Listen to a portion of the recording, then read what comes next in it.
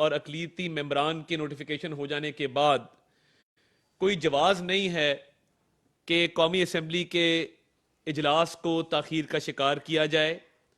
اور اس میں رکھنا ڈالا جائے، مگر افسوس کے ساتھ یہ بات کہنا پڑتی ہے کہ تحریک انصاف جس جماعت کا نام ہے اس نے ہمیشہ اس ملک میں جمہوریت کو نقصان پہنچانے کی کوشش کی ہے، ہمیشہ اس ملک میں جمہوریت کو ڈی ریل کرنے کی کوشش کی ہے، اور یہ سلسلہ آج کا نہیں ہے، یہ سلسلہ 2014 کے دھرنوں سے شروع ہوتا ہے، آئی ایم ایف کو خطوط لکھنا، اور اب دوبارہ جب آئی ایم ایف کے خط کی انہوں نے بات کی ہے، انتہائی افسوسناک امر ہے کہ آپ اس ملک کے استحکام کے خلاف کام کرتے ہیں، جمہوریت کے استحکام کے خلاف کام کرتے ہیں اور جمہوریت کو ڈی ریل کرنے کی کوشش کرتے ہیں، اور شروع سے ہی آپ کا وتیرہ رہا ہے کہ آپ سازشوں میں ملوث رہے ہیں، اور آپ نے سازشوں کے تحت اس ملک کی معیشت کو بھی ہمیشہ تباہ کرنے کی کوشش کی ہے، اور یہ روش اب بھی جاری ہے۔ اور دیکھیے، میں یہ سمجھتا ہوں کہ یہ جو پک اینڈ چوز والا فارمولا ہے کہ جہاں پہ آپ کا دل کرے وہاں پہ آپ کہیں کہ دھاندلی ہوئی ہے، اور جہاں پہ آپ کا دل کرے وہاں آپ کہیں جی دھاندلی نہیں ہوئی، یہ جو دورہ معیار ہے، یہ جو منافقت کی سیاست ہے، اس کو عوام رد کر چکے ہیں، اور یہ آئے دن جو ایک نیا شوشہ چھوڑا جاتا ہے ایک قیدی کی طرف سے جو کرپشن کے کیسز میں جیل کے اندر بند ہے، میری تو یہ سمجھ سے باہر ہے کہ آپ کس ناطے سے کہتے ہیں کہ ہم نے آئی ایم ایف کو لیٹر لکھنا ہے، اور آپ کرپشن کے کیسز میں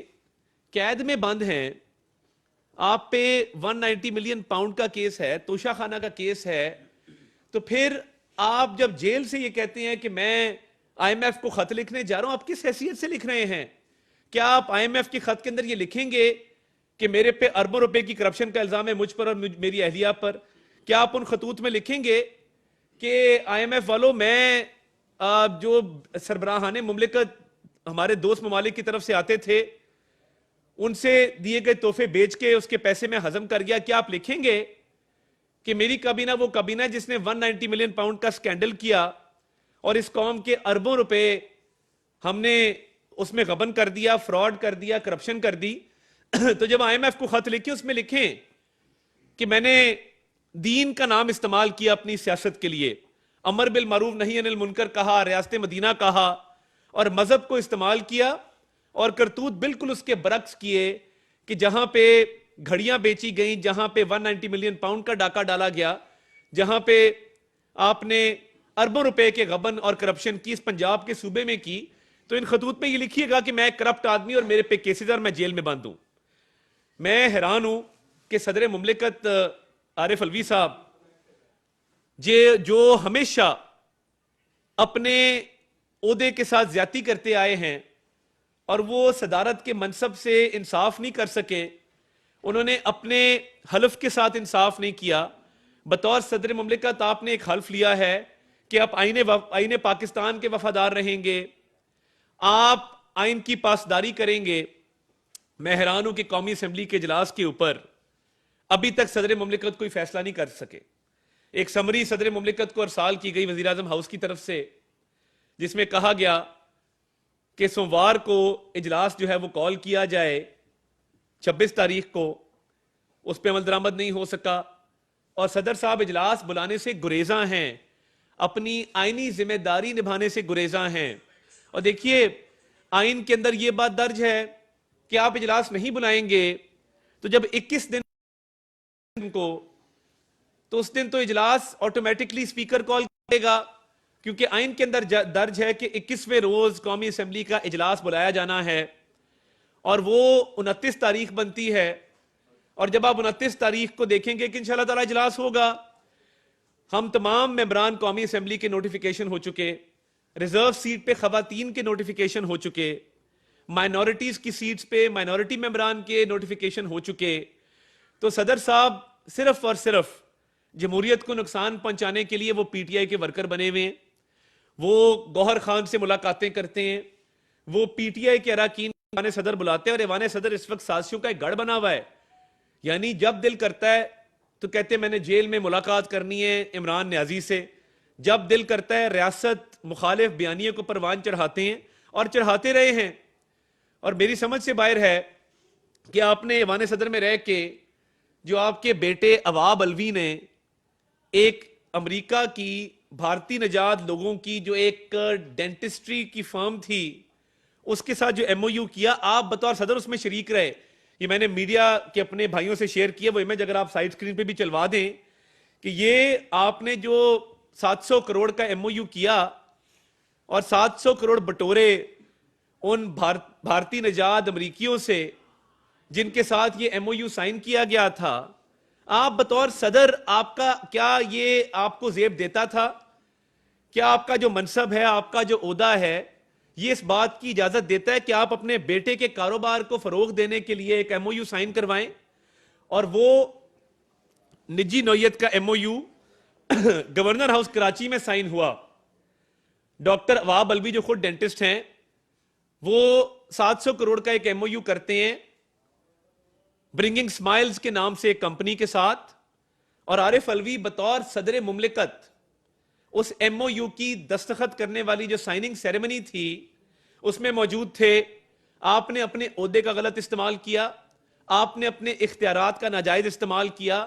اپنے بیٹے کو منافع پہنچانے کے لیے گورنر ہاؤس میں ایک M O U signing ceremony رکھی. وہ ایم او یو کسی موٹر وے کا نہیں تھا, کسی پاور پروجیکٹ کا نہیں تھا, پاکستان میں انویسٹمنٹ لانے کا نہیں تھا. وہ ایم او یو اپنے بیٹے کی کمپنی کا کسی اور کمپنی کے ساتھ تھا جس میں بھارتی نژاد امریکی موجود ہیں, اور 700 کروڑ روپے ان کے بیٹے نے کمانے تھے.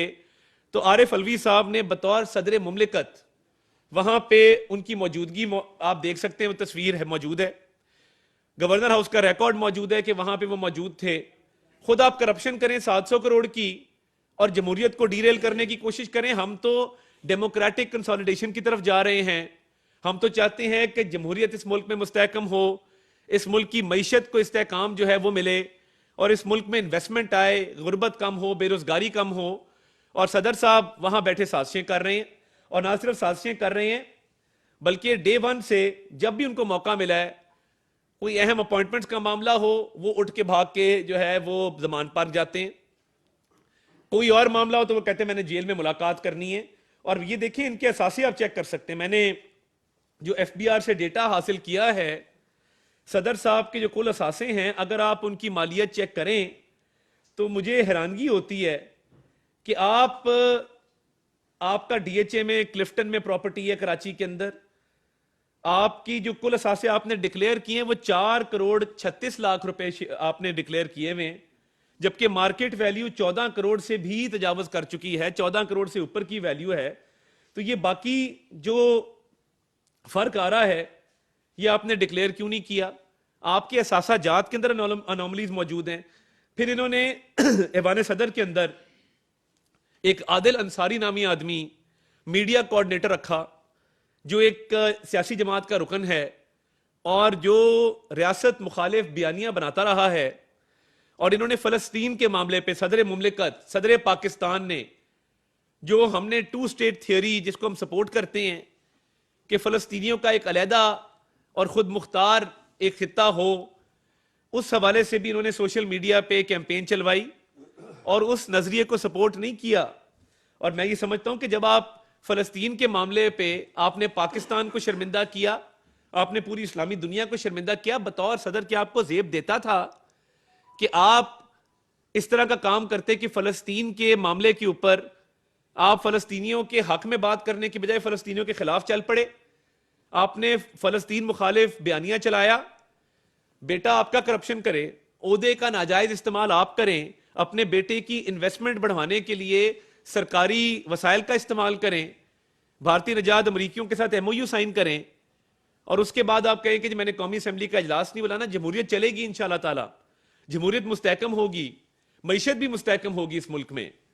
غریب عوام کے مسائل بھی حل ہوں گے انشاءاللہ تعالی. آپ جو کام کر رہے ہیں آپ تو پروویژنل صدر ہیں, آپ تو ایک کیئر ٹیکر صدر کے طور پہ بیٹھے ہیں, آپ کی تو مدت ختم ہوئے بھی مہینے ہو چکے ہیں, صدر کا انتخاب آنا ہے. مگر افسوس کی بات ہے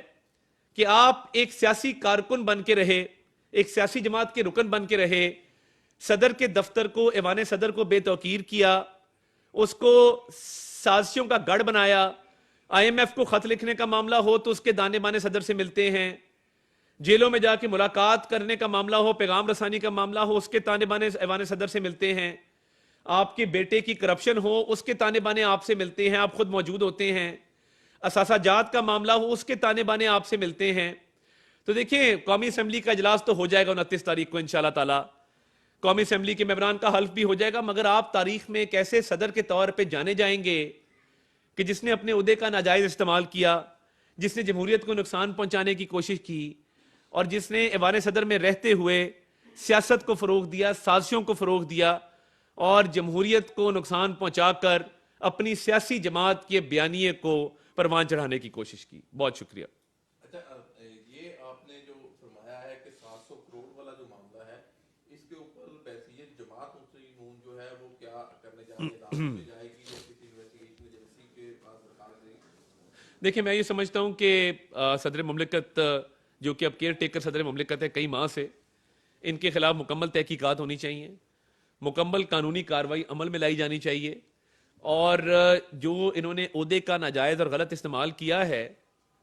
اس پہ باقاعدہ ایک تحقیقاتی کمیٹی بنائی جائے, اور میں ایوان پہ اس پہ بات کروں گا, قومی اسمبلی کے ایوان میں اس معاملے کو اٹھاؤں گا, اور اسپیکر کو بھی ریکویسٹ کروں گا کہ وہ اس معاملے پہ ایک کمیٹی تشکیل دیں, پارلیمنٹری کمیٹی, اور وہ آگے کسی تحقیقاتی ادارے کے ذمہ کرے کہ برنگنگ سمائلز کے نام سے جو کمپنی بنی اور یہ جو ساری ساز باز ہوئی, ملی بھگت ہوئی, تو اس پہ تحقیقات انشاءاللہ تعالی میں خود ایوان کے اندر اس معاملے کو اٹھاؤں گا. جی تھینک یو جی, بہت شکریہ.